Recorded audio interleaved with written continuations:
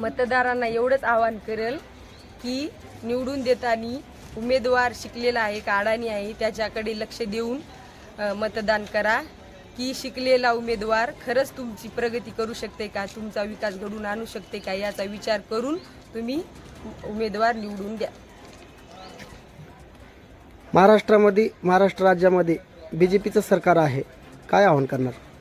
महाराष्ट्रामध्ये बीजेपीचं सरकार आहे, केंद्रात पण बीजेपीचं सरकार आहे आणि इथं मेघना दिदी पण पालकमंत्री आहेत.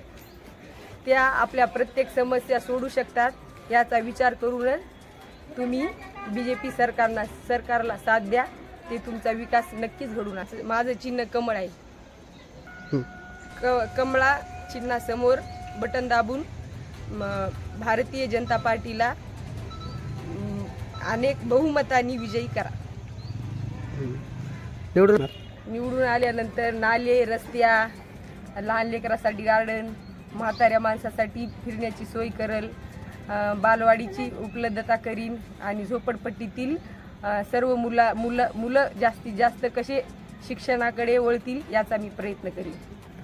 की ज्या घरामध्ये पैशाची जर सोय नसली तर ते विद्यार्थी जास्त शिकू शकत नाहीत आणि ते हॉटेलवर कामाला जातात. त्यांची आर्थिक परिस्थिती नसल्यामुळे त्यांची शिकण्याची इच्छा असती पण ते शिकू शकत नाही. त्यांच्यासाठी काय करणार? त्यांच्यासाठी माझ्याकडून जेवढी पण मदत होईल, आर्थिक मदत होईल, कोणती पण मदत होईल ती मी करेन.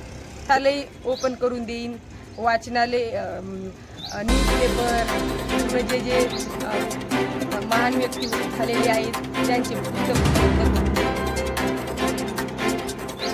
कोणते काम वाटतात झाले नाहीत म्हणून या एरियामध्ये? नाल्या नाहीत, रस्ते नाहीत, घंटा गाडीची सोय नाही, नळाला पाणी 10 दिवसानंतर खूप समस्या आहे. निवडून आल्यानंतर मेन म्हणजे विद्यार्थी जास्तीत जास्त शिक्षणाकडे कसे वळतील याचा मी प्रयत्न करेन.